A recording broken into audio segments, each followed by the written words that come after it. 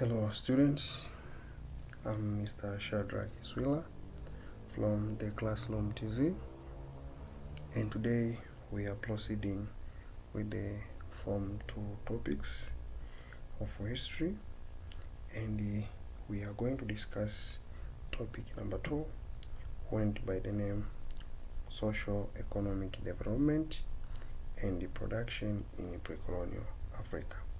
Socio-Economic Development and Production in Pre-Colonial Africa. This topic also is going to prove the life of pre-colonial African societies and taking out those misunderstandings and some of wrong information, like Africa, it was uncivilized continent, it was barbaric continent, not like that. In this topic, we are going to prove some of economic systems done by the people of African before coming of European or before colonialism. Stay with me from the beginning up to the end of the topic. So, under this topic, what are we going to discuss? We are going to check number 1, social organization and production. Number 2, communalism. Those are forms of social organization and the production, or sometimes called the modes of production. So we're going to check communalism, slavery, and lastly feudalism. These are contents of our topic. So whenever you are reading on your time, when you get informations or document writing to these informations is your things: communalism, slavery, and the feudalism. To bracket, we are calling them modes of production. So by starting, they said in order to understand this topic clear, because some sort of economic issues, it is nice to have idea of some of terms, some of economic terms, others are just normal terms. So before going deeply to discuss one by one those modes of production, let's come close to the meaning of few words that can be used repeatedly while we are discussing those modes of production. Number 1 is necessary to understand the social organization. What is social organization? The way people in the society interact in economic activities like trade and agriculture. Example, the trade between Yao, Kamba, and Nyamwezi in East Africa, prove social organization. So the way people are coming close together, and what made these people come together, it is economic activity. Example, maybe agriculture or trade. That interaction caused by economic activity is called the social organization. I put you one example here, happened in East Africa before coming of whites. East Africa long distance trade between Yao Kamba and the Nyamwezi, Amango Yao Kamba and Nyamwezi in East Africa. But 2, economic production. We should be aware of economic production, the process of making goods and services to meet the human need. Example, transformation of raw materials to the useful goods, like transforming iron ore into iron tool such as hoe, axe, and cooking utensils. That process is referred to economic production. In short, is from raw material to useful goods. Currently, we can use this way, we can say this way, having machines. We are transforming maybe this granite to peanut butter. That movement or that transformation from granite to peanut butter, that is economic production. Changing raw material to useful goods or producing services. Another word is instrument of labor. Please, I need your attention. These words, be careful. Instrument of labor are tools used in production, like axes, hoe, and machetes. So these tools made economic production to occur. Before there, we discussed the economic production, the process of transforming raw material to useful goods. Then During that process, the tools used in economic production are called the instrument of labor. Example of that instrument of labor are those I mentioned there: axe, hoe, and the machete. Those tools used in production are called instrument of labor. Out of instrument of labor, we need human labor. We need people. Those instruments of labor are non-living things. Then who should control them? Then in controlling them or in using them, we need human labor. So out of the definition he provided there, in simple way we can say human labor are the labor applied or using instrument of labor in production, and actually that is human. That's why it started by human labor. So are those people who are using instrument of labor in production. Then I said here, physical and mental energy used by human to produce what they want. This physical energy or mental, I mean not metal, sorry for misspelling, it should be mental energy. This physical or mental energy, how is it applied?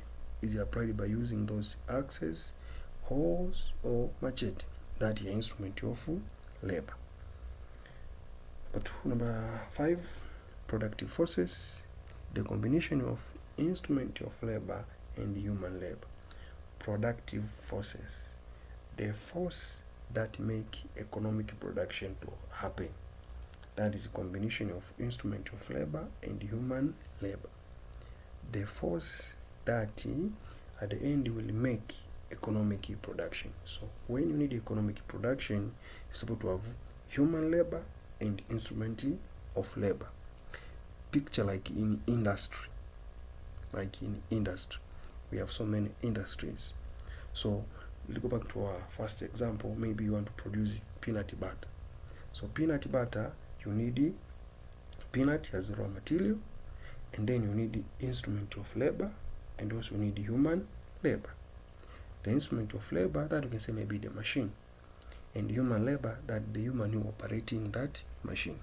So combination of these two things, human labor and the instrument of labor, we are getting productive forces.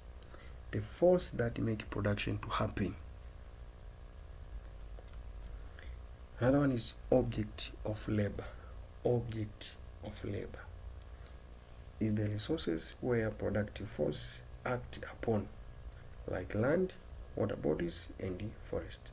So we have productive forces. Where these productive forces are applied is called the object of labor. The place where economic production is going to happen. That's simple like that. Where can we do economic production? Normally, economic production might happen on the land. Then on the land, that we mean agriculture activities, keeping animals or land cultivation. In water, there in water bodies, what happens mostly, it is fishing. Or in the forest, lumbering, hunting animals. So all those activities we have in human life, most of them happen in these resources, either on land or water bodies or forest. So land, water bodies, and the forest, we are calling them object of labor. The place where productive forces might applied or can be applied upon. That is object of labor. So picture like this. When man is going to the farm, farming, is he applying productive forces? Where are you applying that productive forces? Is he applying productive forces on object of labor? When someone is going to fish on the sea, what he's doing there, we can say he is applying productive forces on the object of labor, that is ocean. Simple like that. And another word is means of production. Means of production. It's a combination of object of labor, human labor, and instrument of labor. At the end, we are getting means of labor. So the combination of this set, we are getting means of labor. When we put together object of labor, that is land or place where activities might happen, human labor, that is human effort, and when you also add the instrument of labor, those tools, we get means of production. We can produce, production can happen. Also, ration of production. The ration of production is when people are doing production in ration together. No one left behind during production. When we are producing at once, all of us, we are doing production. That is ration in production. We are doing communal production or unity production. That is ration in production. We are rating in production. And the last one is mode of production. The combination of productive forces and ration in production. So brief, those were some of important terms we need to understand before going to the types of social organization, production, or mode of production. Very, very important of those terms. Most of the time happen in multiple choices or in define or brief explain these technologies. That is section B. So be aware about those words. You can get them in multiple choices, section A, or you can get in section B, brief explain, by asking you to define some of words or to differentiate this in this. Mainly in differentiate, but sometimes also in matching items they can give you. So be aware on those words. Types of social organization or types of mode of production. Number one is communalism, that's the first mode of production. Number two is called the slavery. Number three is called the feudalism. Number four is called the capitalism. And number five is called the socialism. My dear students, these are modes of production human being passed through, from communalism to socialism. But in our topic, or in Africa particularly, we passed through three modes of production before colonialism, and it was communalism. All African societies passed the communalism. That was the first mode of production.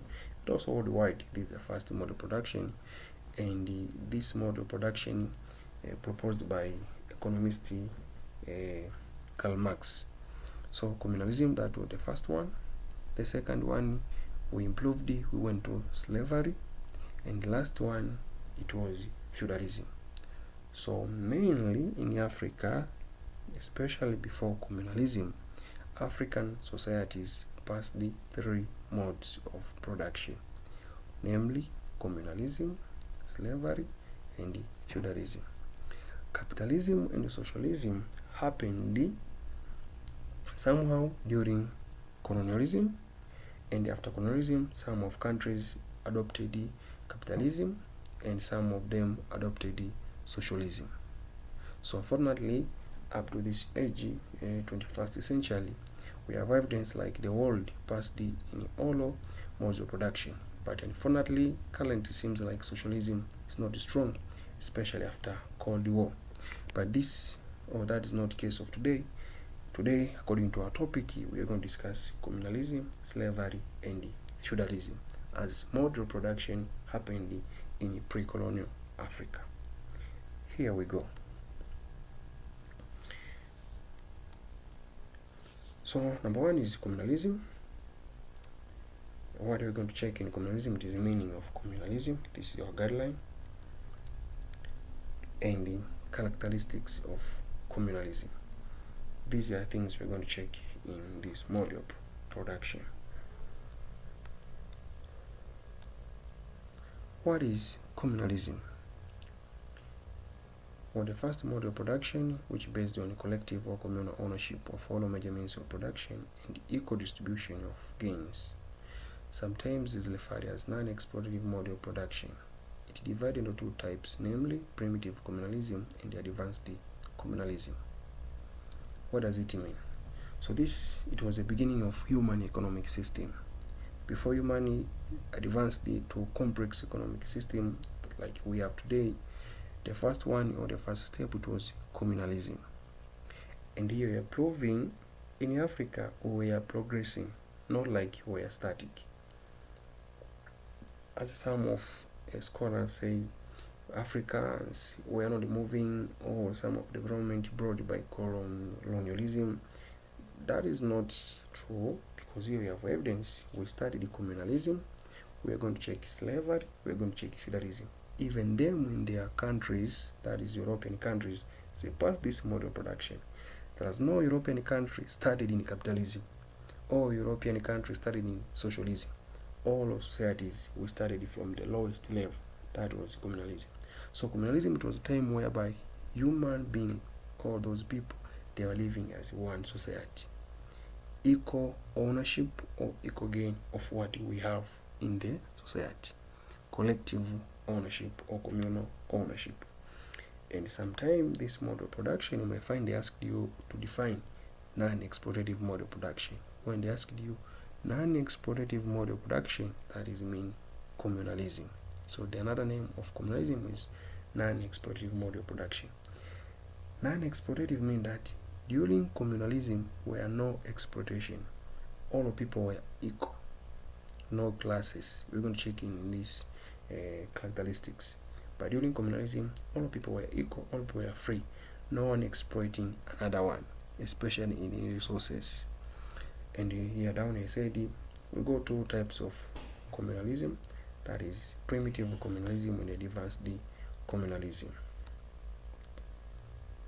Primitive communalism is called primitive because of the low level of productive forces, and also this mode of production existed for much longer period than any other mode, as it ranged from the emergence of man more than 1 million years ago. So it's called primitive because of the tools used, primitive tools or crude tools, but it's still communalism.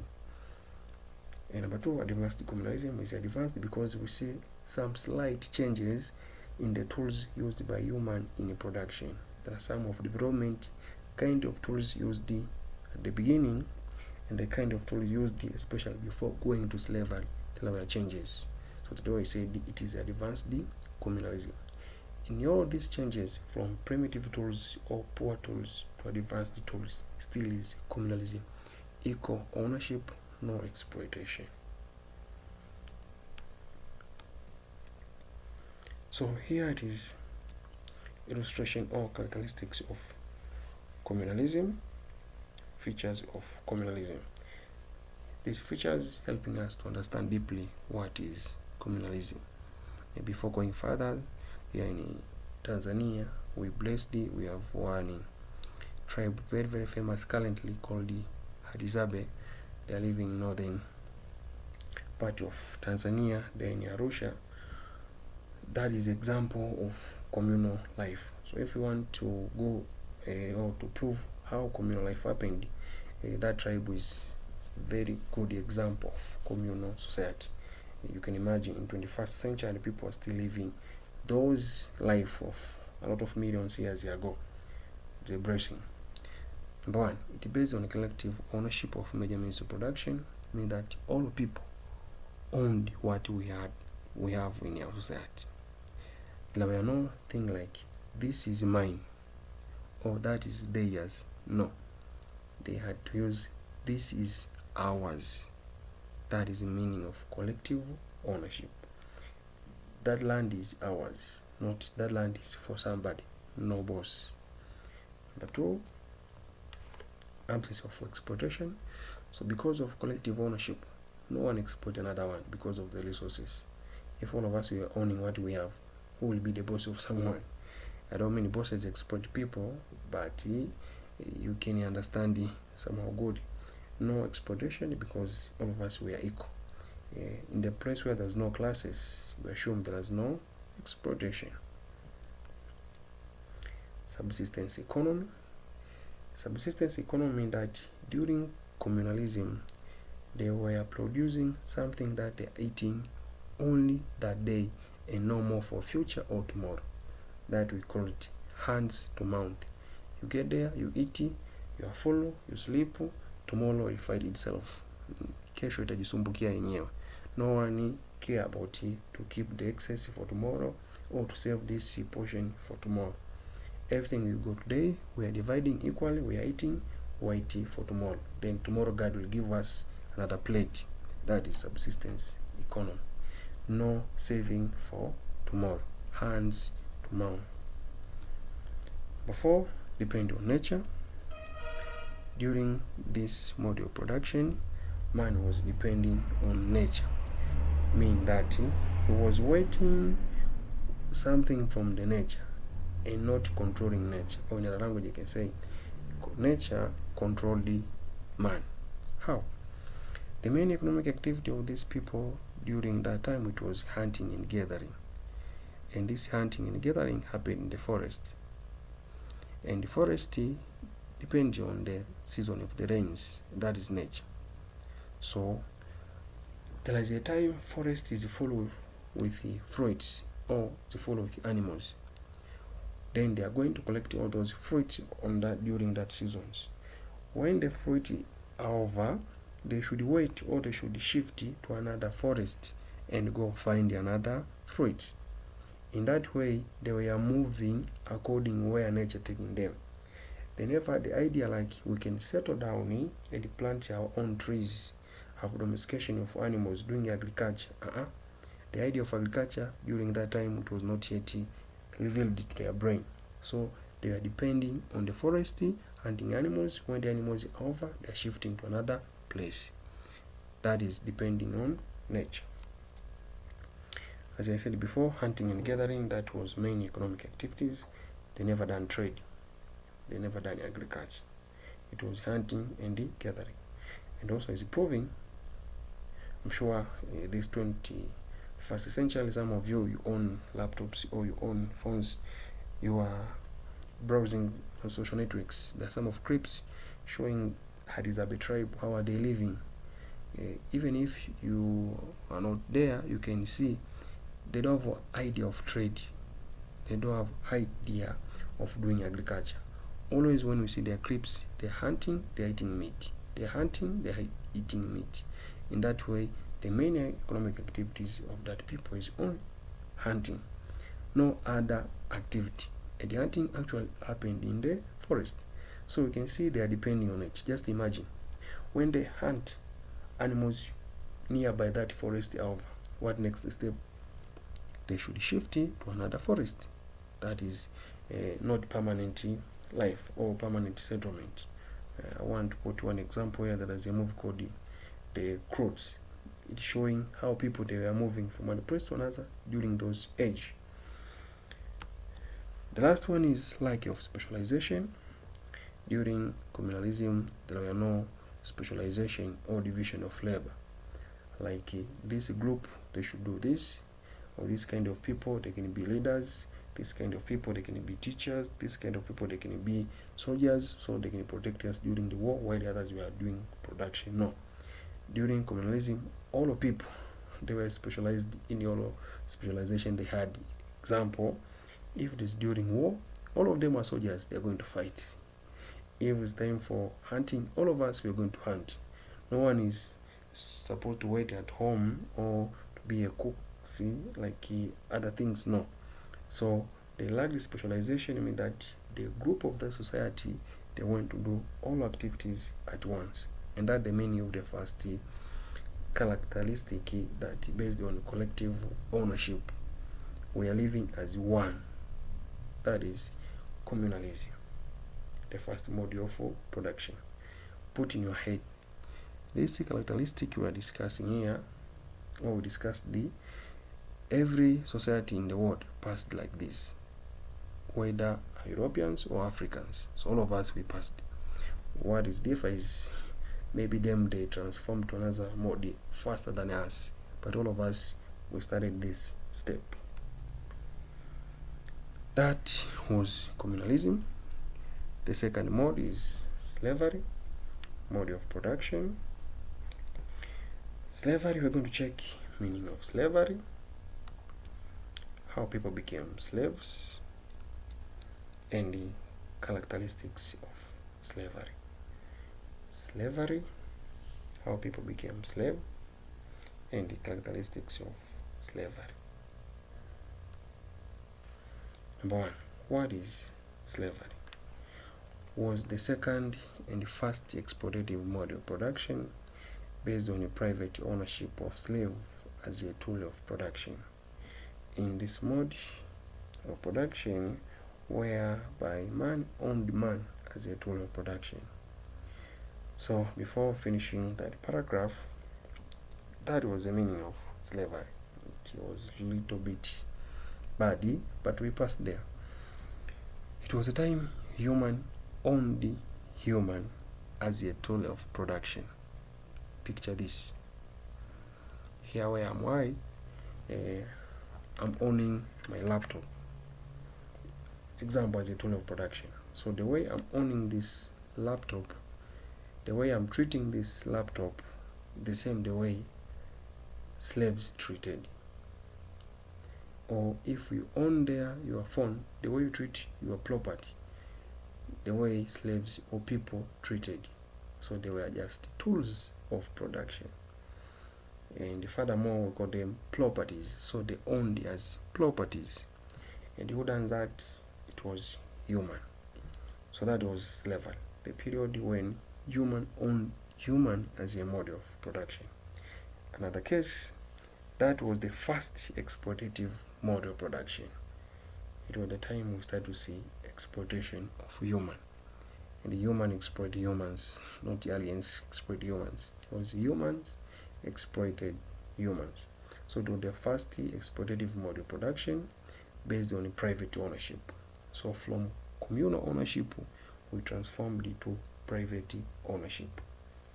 That is mine, not ours. And that private ownership, it was the ownership of human.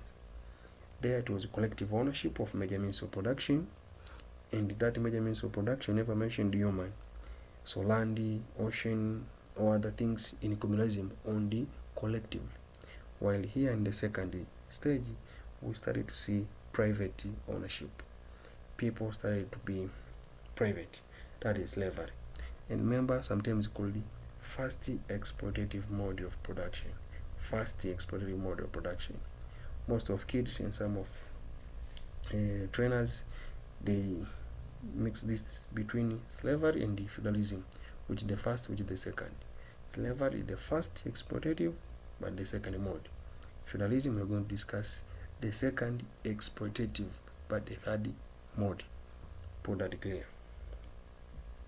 So here in slavery, we have some of nouns: slave and slave master. Slaves and slave master. Slaves, those were the people owned by someone, and slave master, that was the person who owning slaves. So someone who owning slave was called the slave master, the boss, and those who owned by slave master were called the slaves. Those were classes. So the picture there down or left side is trying to show how it happened. Those were slaves, were taken from one place to another. In reality, that was that period of Africa. So how those people became slaves? How someone can be a slave during those days? Number one, failure of paying debts. When you fail to pay debts, it does not mean those days there were money, but debts can come into different forms. Maybe you fail to return back the land, or you fail to return back the property they gave you. So to complete that debt, you're supposed to be a slave, depending on the time you are going to agree with that man. So people, they became slaves because they failed to pay back the money or the debt they owned. But two, it was selling of criminals.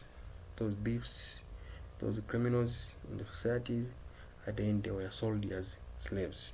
So if you are a criminal in your society, they're going to sell you to another society as a slave. So somehow means of punishing people. Others became slaves in war and at the end they ended to be war captivity. So those who caught during war, they became slaves. So those who defeated in the war, they became slaves. Inheritance of slave status. This is a little bit complicated, but it means like this. If your parents were slaves and you born while your parents are slave, automatically you are slave of their slave master. Example, Mr. Juma is the slave master and he owns Asha and Hamisi. Mr. Hamisi and Mrs. Hamisi, that is Asha, wife and husband, and slave master Mr. Juma. Fortunately, this Asha and Hamisi, they got their first baby. So this first baby is going to be slave by inheritance, by inheriting the status of their parents. So Mr. Juma is going to get 3 slaves: parents, that is wife and husband, and the first kid. So it was some struggle between those who are slaves to get out of slave chain to save the coming generation. So some of people, they became slave by inheritance. Ambush, that was attacks to the different village without informations. So when they attack, they captured some of able people to be slaves. And lastly, through contract. Because of some circumstance, conditions of life, people are getting into slave status through contract. And this happened at the time when life, it was so hard. Someone can sign to be a slave for 3 months or 6 months in order to get something for their family.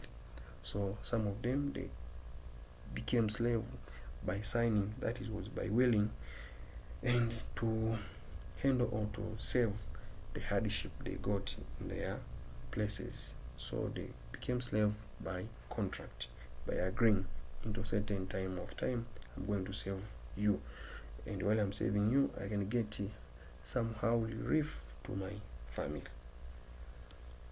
Those were the ways how people became slaves, characteristics of slavery or features of slavery. We can understand that by having these features. Number 1, existence of 2 classes. In slavery, we got 2 classes, and these classes were slaves and slave masters. Slaves and slave masters, boss and the subordinate. Those were classes existed during slavery. Slave and slave masters. Private ownership of major means of production. In slavery, for the first time, we start to see private ownership, owning what I have, not communal ownership. So the transformation from communal to private ownership. And this private ownership, it was main owning human. Existence of surplus production, and also because of some of other factors, human developed, got good tools, good human labor. So this leads to the surplus production. Here there's no subsistence economy. Money produced to surplus. So have more production and put it for the surplus. Existence of political institutions. Here I mean the rise of states and the other political organization. Most of the state rose during this time, during of slavery. That's why some of kings or some of chiefs were involved in selling their people to other bourgeoisie. Another feature is class struggle between slaves and slave master. Class struggle, it was the fighting between the low class and the upper class. How? Low class was fighting to be upper class, while upper class, that is slave master, always fighting and designing different ways to keep exploiting these low classes. So they are meeting there at the peak. That is class struggle. So it was the fighting between slaves to end the slave status or slave situation, and the slave master he want to proceed exploiting these slave people. That is class struggle. No one want to be a slave. Those were the characteristics of slavery. And then after discussing or checking slavery, let's check the last mode, that is feudalism. Feudalism. Meaning of feudalism, forms of rent. We will check some of issue of rents here. Characteristics of feudalism, forms of feudalism in East Africa. Without wasting any second, let's go. Types of rent. Sorry, I skipped it. Here we need to check first the meaning of feudalism. This was the third mode of production, a second exploitative mode of production, which was based on land and cattle ownership. Full stop. So it's going like this. You don't need to claim all these words, but for more understanding, you should go slowly. It was the third mode of production, third before communalism and slavery. And in the other ranking of exploitation, we are putting the second exploitative mode of production. So the third in the series of mode of production, and the second in the series of exploitative mode of production, after the first one, that is, was slavery. And this mode of production based on what? Also is private ownership, but the private ownership of land and cattle. Here, land and cattle was a major means of production. So, for putting things clear, communalism, collective ownership. We own everything what we have in collective way, communal ownership. Slavery, we are owning humans. Feudalism, we are owning land and cattle. So it is agriculture generally, based on agriculture. Land was a major means of production. A landowner were called feudal lords, and those who rent land were landless. Were called serfs or tenants. Those who didn't have land, they were called serfs or tenants. Like nowadays, those who don't have house, we are renting house, so we are tenants or serfs. And those who have houses, they are called the landlords. So landlords those days were the owner of the land, and landless were serfs or tenants. How serfs or tenants run their life? They run their life by renting land from the landlord. And because they rent land from landlord, it is necessary to understand those types of rent. So here down we have types of rents. Type number 1 is rent in kind. Rent in kind. How rent in kind happened?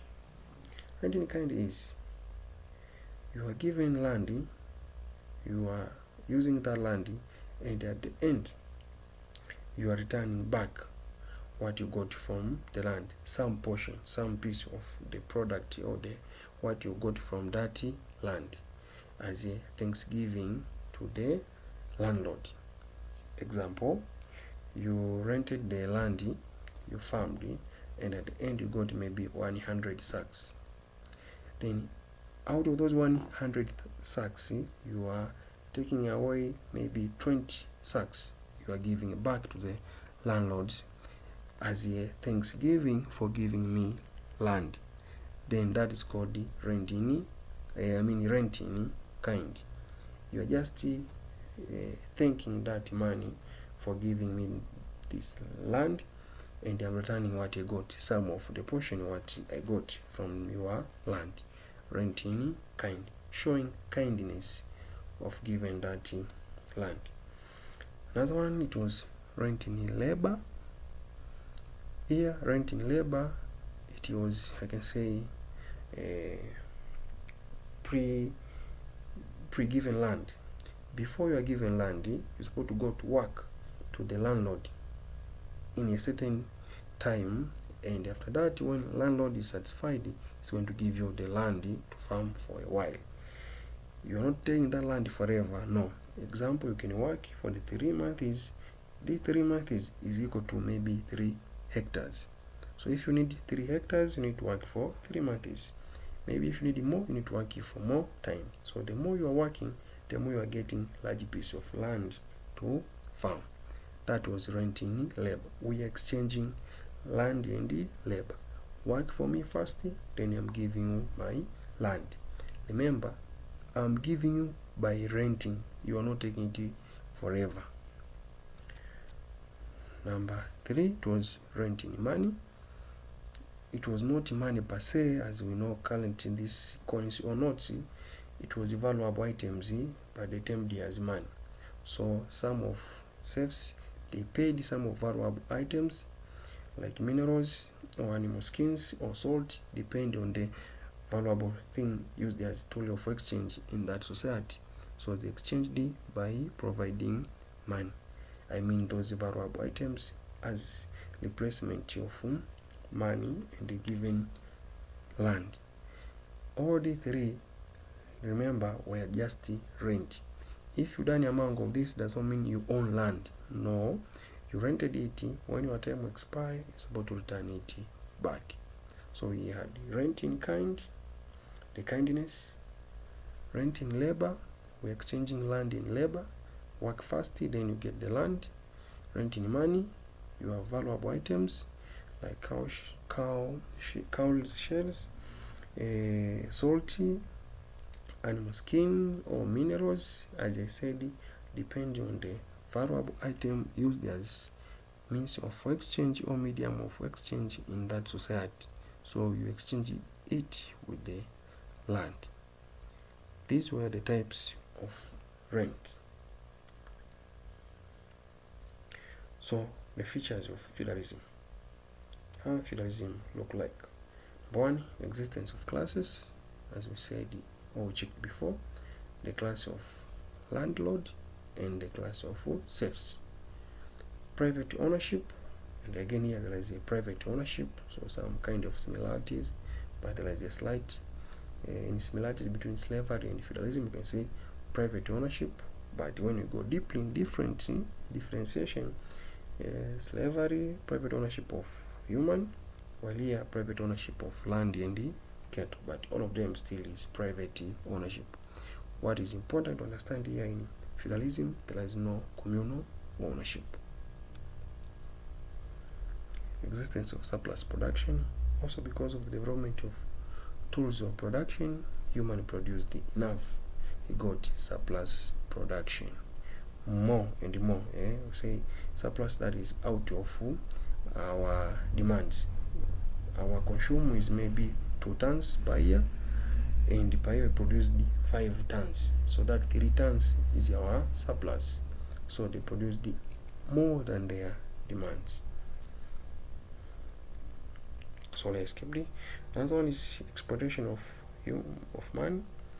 Money exported here through rent.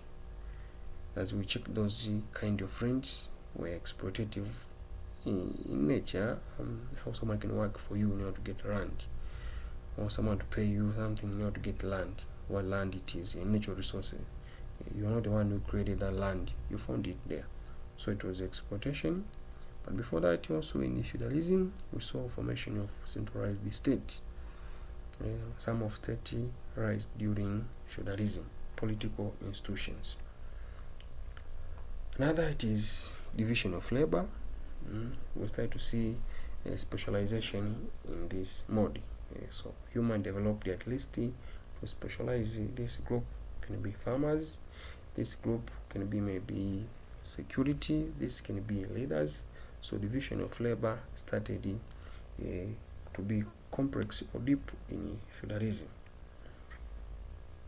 Improvement of productive forces, so tools of production, means of production, human of labor, all of them, they were improved in feudalism. And because of this improvement, we checked before, surplus production. So surplus production occurred because of improved productive forces. Forms of feudalism. how feudalism defined into different places, how it occurred into different places, especially in East Africa. Forms of feudalism. Number one, we go to Bugabire. It was based on cattle ownership and it practiced mainly in Rwanda, Burundi, Karagwe, and in Kole. Ubugabire, based on cattle, practiced in those places mentioned. Nyarubanja, another form, which is Nyarubanja, based on land ownership and practiced in Buhaya, Buganda, Uvinza, and Ukerewe. So Ubugabile, cattle, Nyarubanja, land. Some of kids are using this word interchangeably. In the place of putting Nyarubanja, he's putting Bugabile and vice versa. So put it clear. Ubugabile, cattle, Nyarubanja, land. Don't know which form or what style you will use to remember this, but I want you to understand. Another form, before going to another form, then Buhaya, landi owner were called Omukama, which form land rolling grass called the Batwas, and landless called the Batwara. In Uganda, self-were paid types of rent, like I mentioned there. These are more explanation on those forms of feudalism. And the last form, which is Umwinyi. Umwinyi practiced on coastal areas, including Zanzibar. Mwenye mkuu was the head of the owner of the land in Umwinyi. Share of Diwani were tax collector, and that tax was called the Shakua. So we have Umwinyi, where Umwinyi practiced coastal areas. Who was a leader? Mwinyi. Tax collector, share, and Diwan. Names of the tax, or name of the tax was called the Shakua. So these were three forms of modes of production in East Africa: Ubugabire, Nyarubanja, and Umwinyi. Another concept is called power sharing,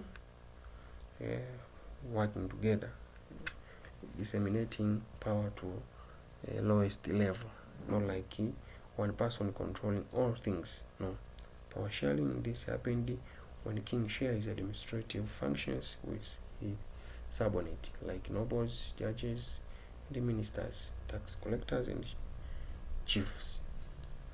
In power sharing, not like one man show.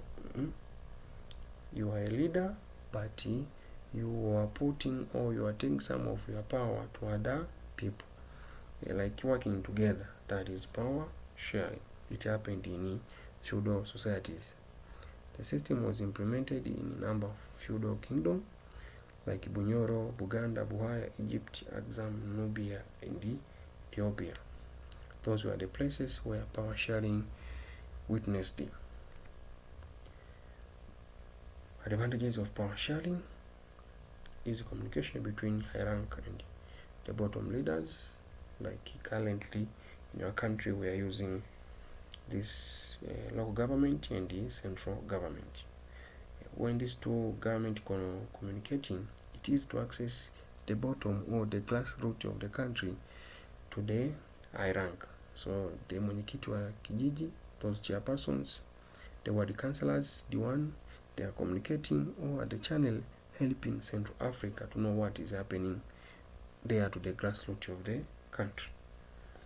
Simplify the collection of tax and rent from the peasant, because some of people there to our places or the lowest level, they worked or they were given authorities to collect tax, and that authorities from the chief.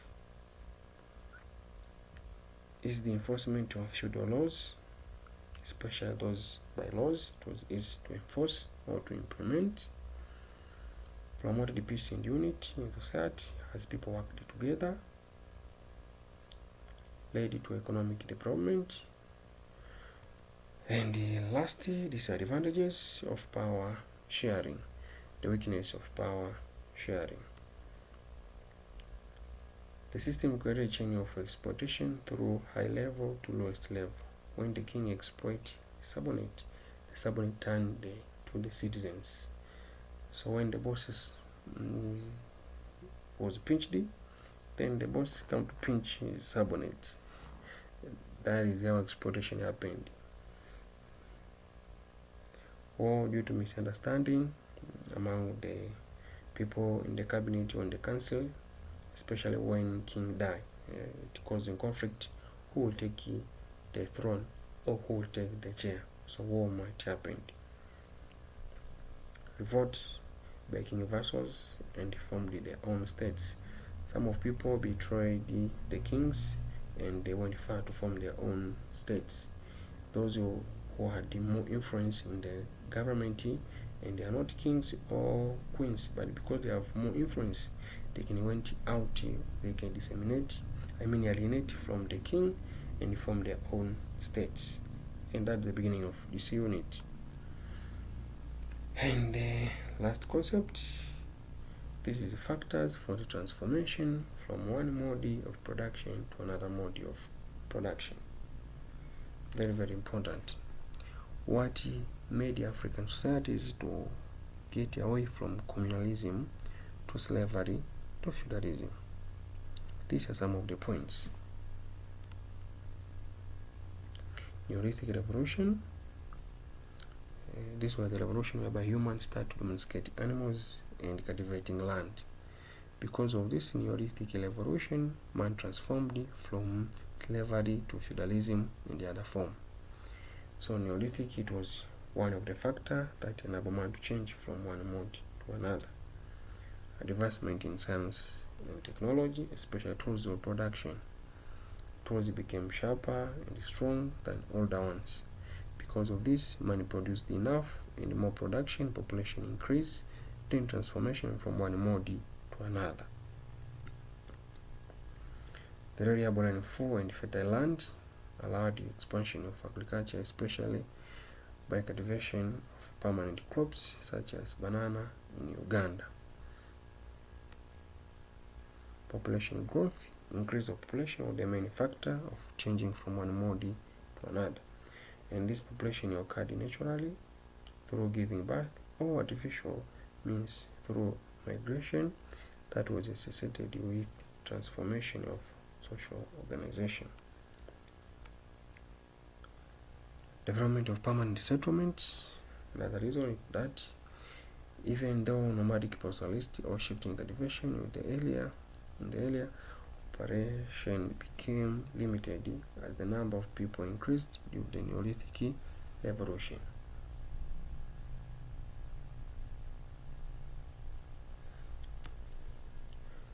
By saying so, that is all about the second topic. Thank you for watching. I'm Mr. Shadrach Sweda.